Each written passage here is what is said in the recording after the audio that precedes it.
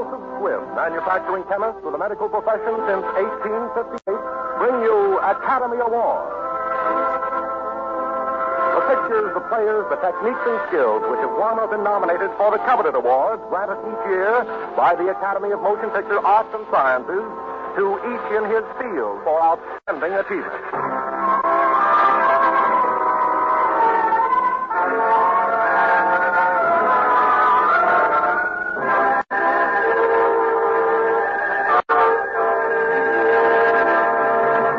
The House of Squibb, makers of a great family of Squibb medicinal products, brings you the distinguished Paramount star Brian Donlevy in The Great McGinty, the original screenplay for which Preston Sturgis won his 1940 Academy Award.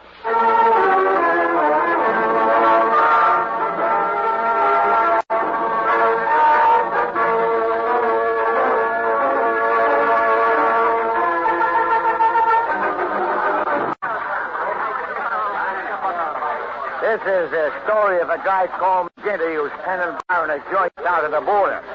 This is the story of McGinty, his friends, and their brief day of glory. Well, here we are. And if your eyes can see through the cigarette smoke, I'll point out our interesting characters. Oh, yeah, those tough, deadpan-looking mugs at the table playing poker. Open. Get it up. That's the boss.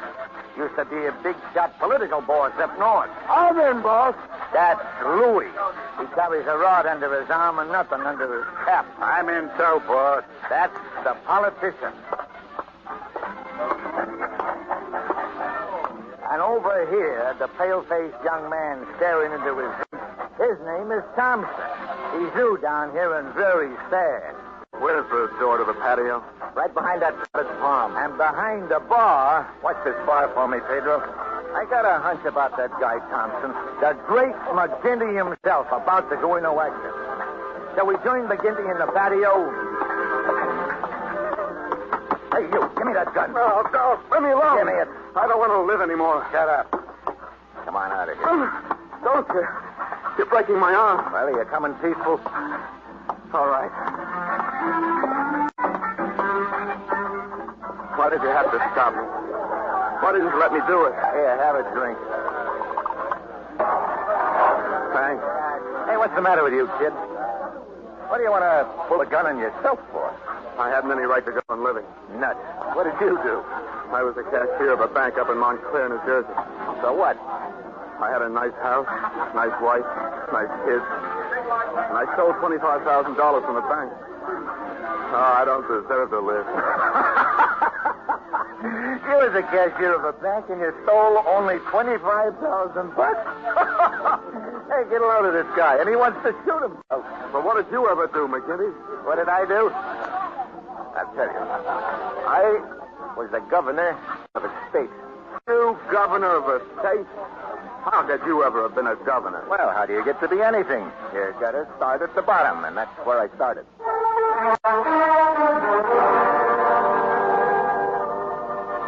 I got into town under a freight car. It's snowing, and I'm cold and beat, and I ain't been eating for 2 days, and I'm in a soup kitchen inhaling some broth when the politician ups to me. Good soup, huh?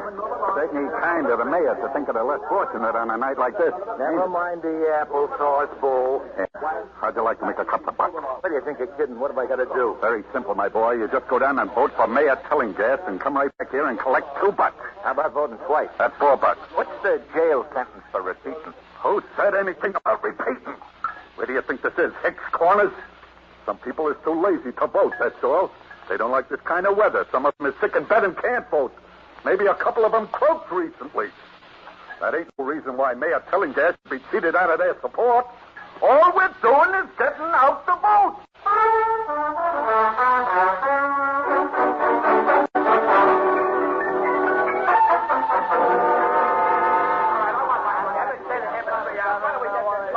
Hey, pipe down, you guys.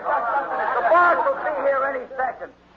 Now, what was you saying about that bum? I said that bum just voted 37 times, and I need the dough to pay him off. I don't believe a man can vote 37 times. I just said he voted 37 times. He couldn't vote 37 times. Who voted 37 on time. Oh, evening, boss. Evening, Mr. Mayor. That lug there, cramming in the free lunch. Pay him off. He may have the kind of service we're giving you. Hey, you Log. Huh? Come in here. We want to look at you. Me? Yeah, you. Don't you know you ain't supposed to vote more than once? Who are you? A tough guy, huh? I guess you don't know where you are. No.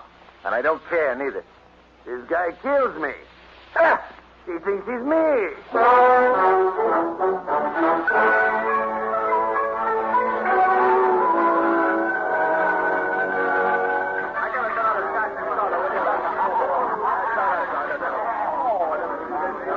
I didn't know it, but he was the big political boss of the town. I guess he took a liking to me because he gave me some dough and I got a shave and a manicure and I bought me a new suit.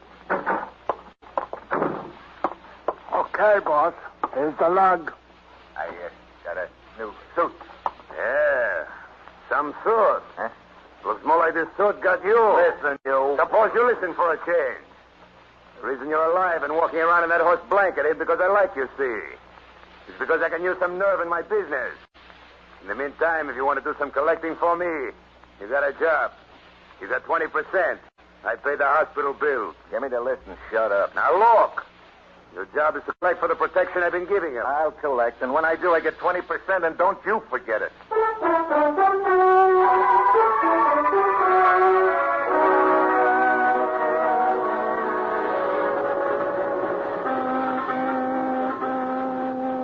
In here, Mark. You can take it easy now. I've been following you. Me and Louie up there driving. Okay. Pull over. You collect anything except that black eye. Here's your dough. $250 and $5 and $400. That's $1,150. Count it. So you collected after all. I guess you think you're kind of hot stuff, huh? Because you beat up a few guys.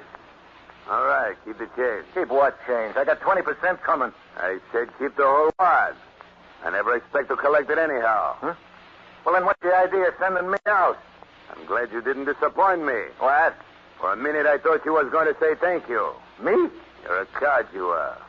Yesterday, you were a bow on the bread line. Today, you got 1,000 berries and a no suit. If you can keep on like you've started today, there's no telling where you'll be tomorrow. This is a land of great opportunity. Hey, what makes this place so quiet? You don't hear nothing in here. It's armored. Don't interrupt. And if you think I'm not the boss, you try cross me up sometime. You got me all a tremble. I bet you're scared to death of yourself. All right. You asked for it. Yeah, I'll break your neck, tired as I am. Yeah, here's where you get yours.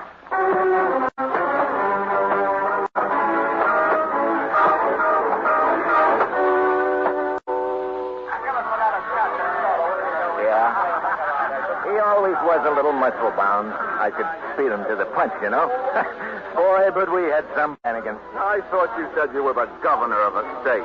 Sounds like you were just a cheap crook. Well, you got to crawl before you walk, don't you? I collected the chicken feed for a while, see, and then the guy makes me an alderman, and I move in on the second floor.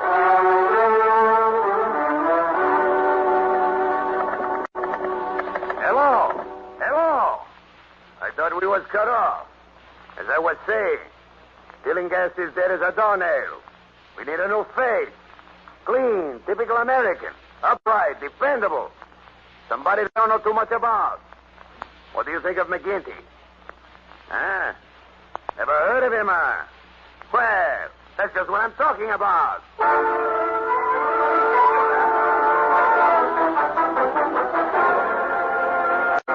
$100,000. That's what they tell me. But that's a confounded outrage, Mr. Alderman. Even in the days of Boss Herman, we didn't have to pay that much for franchises. Not even in the days of Bathhouse Jake. Those boys were fighters compared to this mob. Oh, you don't mean that, Mr. Maxwell. You've got to remember everything's gone up. Living expenses is higher. There's an income tax. Well, you're dealing with a better class of men than Bathhouse Jake. Now, look here. I will not pay graft. Millions for defense, but not 1 cent for tribute. You could call it advertising. Yes? Come over here. I want to talk to you. I got something important. Be right over. Well, I'm sorry, Maxwell, but that's the way it is. Catherine. Yes, Mr. McGinty? I've got to go over and see the boss. I'll be back about 4. All right, Mr. McGinty. Now, just a minute, McGinty.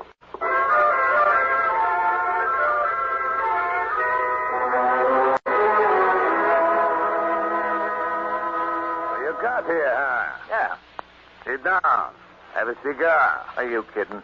I know them cigars. Listen, you want to be reformed mayor? Reform mayor? That's what I said. Well, what do you mean, reform mayor? What do you think it means? Make me say everything twice, will you? Well, I said, do you want to be reformed mayor of this city? Mayor. well, what's you got to do with the Reform Party? I am the Reform Party. Who do you think? You're the Reform Party. Why do you make me say everything twice? But since when? Since a long time ago. In this town, I'm all the parties. You think I'm going to starve every time they change administration? But then where does the Reform Party come in? They come in the back door every Wednesday. I ask you if you want to be reformed mayor. You give me a plain answer. Well, sure, I guess so. Good. You're in. You'll have to kiss a lot of babies, meet a lot of guys, and wear your old clothes. I don't want no dudes after that last one. And though you'll have to get married right away. What do you mean get married right away? What do you think it means? Do I have to say everything twice? Women vote. Maybe they don't know it. They don't like bachelors. Oh, they don't, huh? Well, if they don't like them, they can lump them. What's the matter with you? Are you nuts? No, I'm just playing hard to get. Darn you. Huh. Don't you know what marriage is? Don't you know that marriage has always been the most beautiful setup between the sexes? Don't you know it's a goat without the pants? Like a pig without a poke. Marriage is the most... Then why don't you try it? Because I ain't running for mayor. Yeah, well, I ain't either. Poke that in your pig.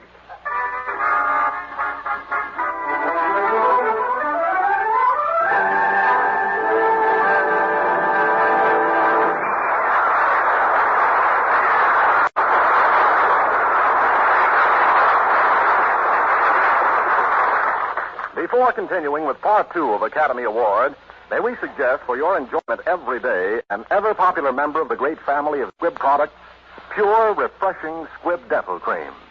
There's something about its delightful minty flavor that seems to wake up your mouth, to leave it pleasantly cool, clean, refreshed. Look into your mirror, and you will see your own smile with all its natural sparkle revealed. For the active ingredient in pure Squibb Dental Cream is one of the safest, softest, yet most effective polishing agents known to dental science. It's just one more reason why you can taste, feel, and see the refreshing difference when you brush your teeth with Squibb Dental Cream. Use it regularly for a more attractive smile, a cleaner, happier mouth. Taste, feel, and see the refreshing difference.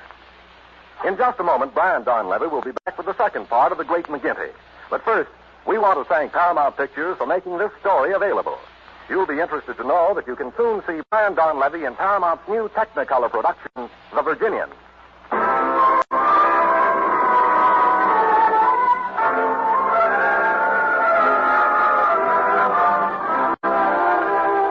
And now, part 2 of the Academy Award-winning picture, The Great McGinty.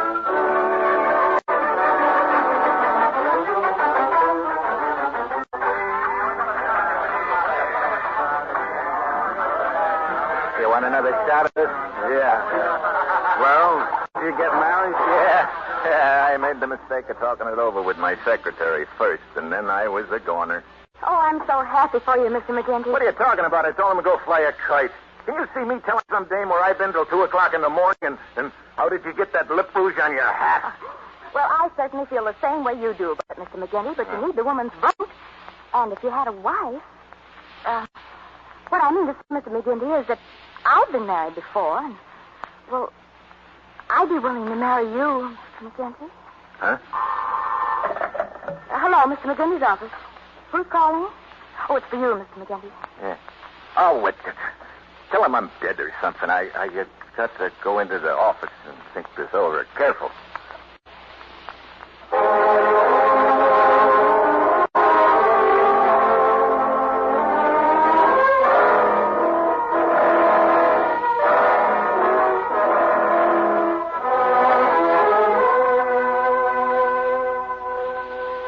We're legally married, aren't we? Really married? That's what the guy said. Mr. McGinty, I don't want you to think I've been concealing anything from you. Huh? There's no reason why I should. It's just that in the excitement... What? Sit down, Mr. McGinty. What's on your mind? It's just that... Well, I think you ought to know if we're all going to have to live in the same house. Huh. Who's all? I've been meaning to tell you that... Well, I had two of the loveliest little children, and they have the cutest little dog. Just that I knew you wouldn't mind being mayor and everything. I don't suppose you'll be home very much anyway.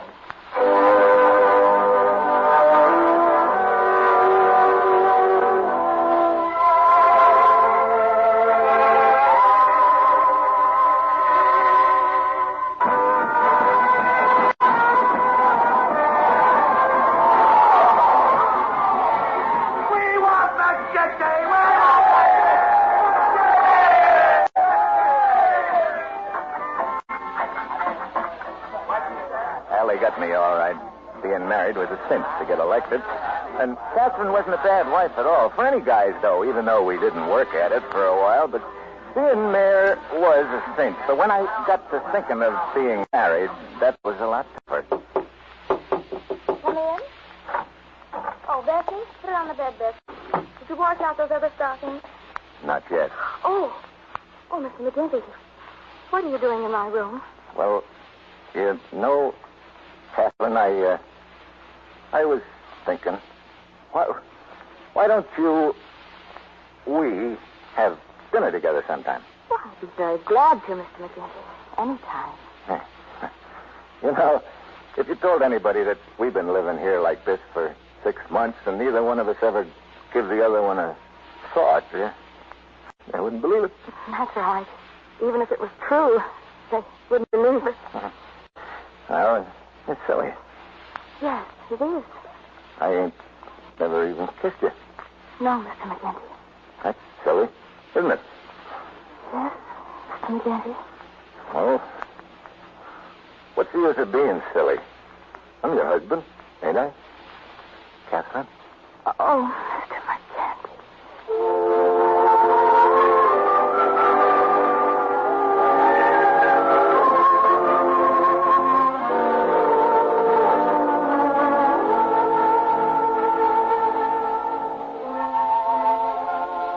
But they had to get up pretty early to be smarter than Peter Rabbit because he was as full of brains as a dog is full of fleas.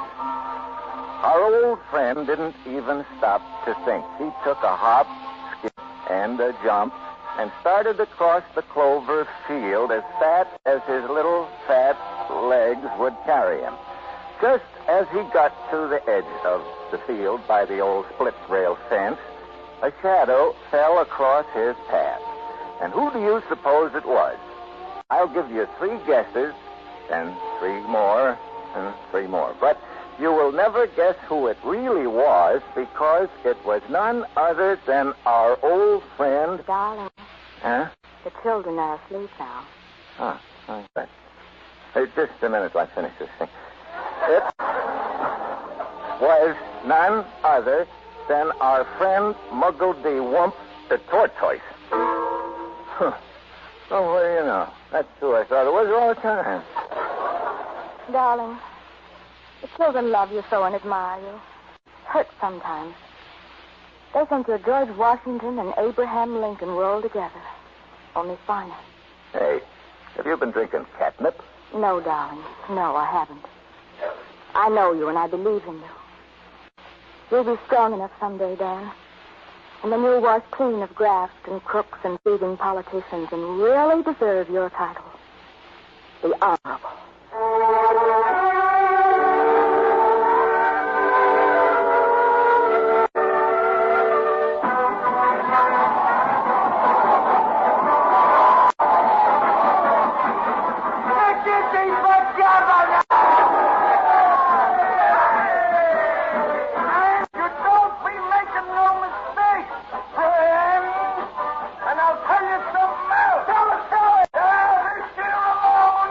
Keep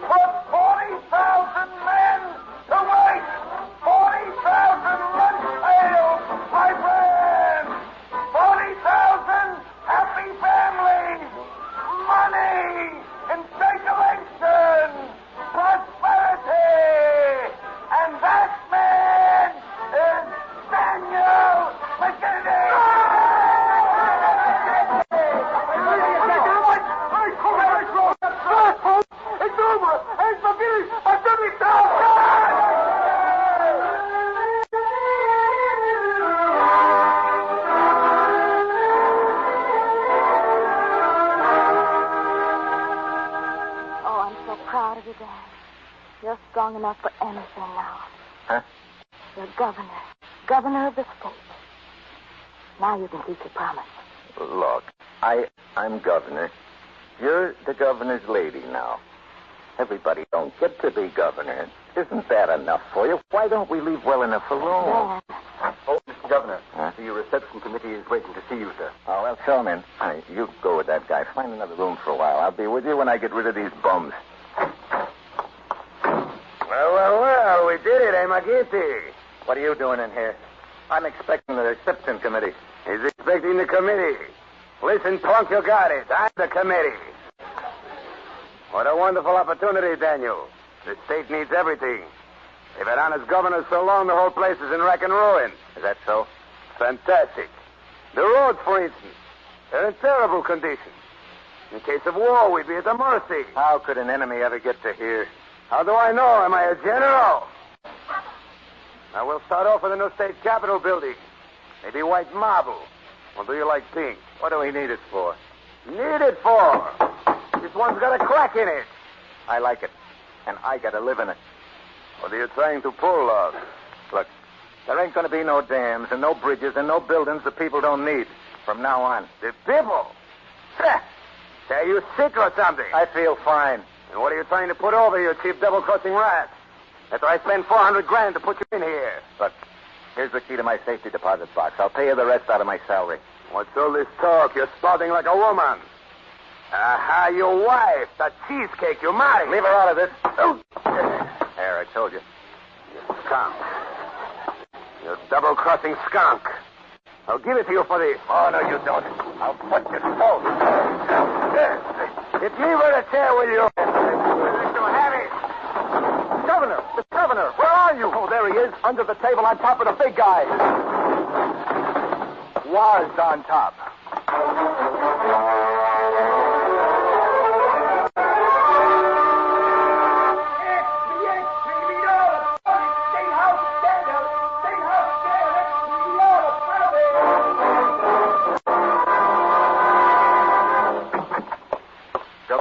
Governor McGinty. Yeah? I'm afraid I've got bad news for you, Governor. You're under arrest.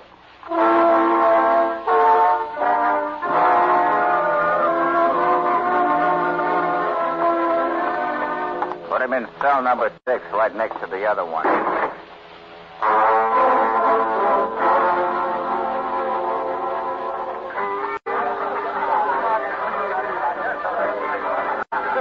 Oh, boy, that turned out to be something. I said he tried to kill me. He said I tried to kill him. He said I was a crook. I said he was. Well, anyway, there we were, sitting on the hot seat in the cooler, side by side. Oh, Dan, I'll stand by you. I'll fight for you night and day. We'll lick them if it takes 20 years. Sure. Thanks for trying, honey. Well, good night, Dan. Good night, honey. And don't you worry about me.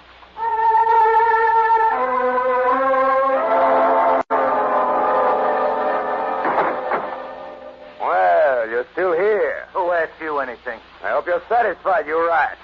The first time I catch you alone, I'll bet your brains all over the yard. You and your little brother. Hey, quiet down there. Why don't you stand up? Set up your own trap. Stick a cork in it. Yeah.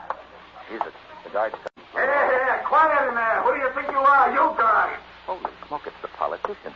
How did he get in that suit? Shut up. What's the big idea? Any more noise and I'll put you both in solitary. I got all the keys right here, and it'll be very simple. He's got the key. You said it. Now be quiet. Wait till it gets dark if you want to yell.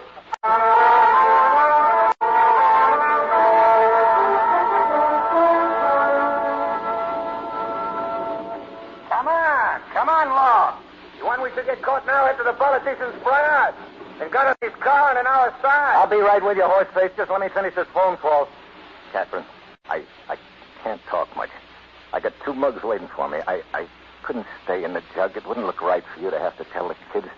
I think you're wonderful, honey, and I wanted to tell you I left you a key to the deposit box. There's something there I held out on you. So long, honey. Come on, we got a boat to catch. I gotta hang up, darling. I'm sorry it didn't work out, but you can't make a silk purse out of a pig's ear. kiss the kids for me, will you? Come on, I said.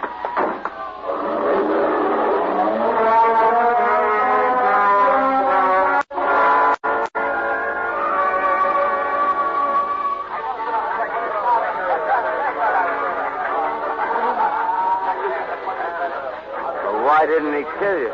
I never could figure that out. Yeah. Maybe it's because you're a big liar and what you told me never happened at all. Well, have it your own way, kid. And that'll be $2 for the drink. Thanks. I saw you. You lied. Saw me what, pig face? Don't make me say everything twice. I saw you put those $2 in your pocket, ring up no sale. I'm going to teach you once and for all to be honest. Yeah? Get your ham hand off my bar. You asked for it. Come on. So did you, and here's where you get it.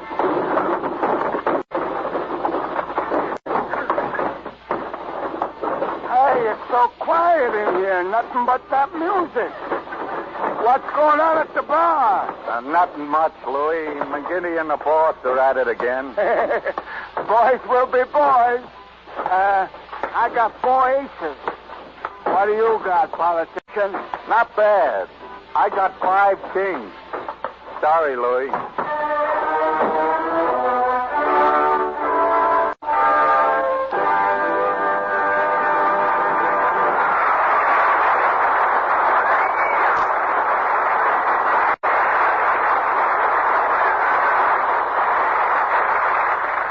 If you will look at any Squibb product, you will see that every package bears a control number. That number is the symbol of a painstaking way of working that safeguards every step in the production of every Squibb product. Every date, every test that is made, from the day raw materials arrive at Squibb to the day the finished product is in your hands, is recorded by the Squibb control number. It identifies every laboratory worker and every scientist involved in the making of a Squibb product. It helps to eliminate the risk of human error in all Squibb products, from life-saving drugs to pure Squibb dental cream. For no Squibb product is released until every detail of its history has been entered in its control record. It's just one more evidence of the quest for perfection that never ceases in the house of Squibb. One more reason why Squibb is a name you can trust.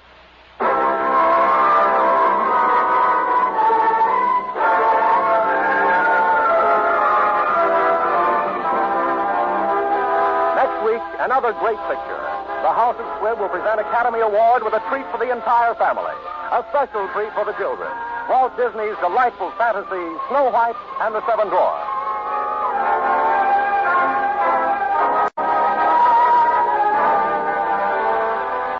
Paramount's The Great McGinty was written for radio by Frank Wilson with an original musical score composed and conducted by Leith Stevens.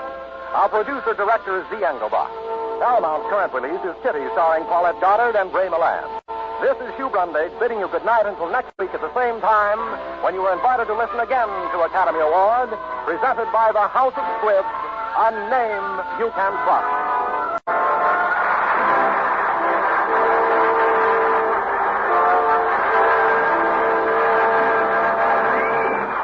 This is CBS, the Columbia Broadcasting System.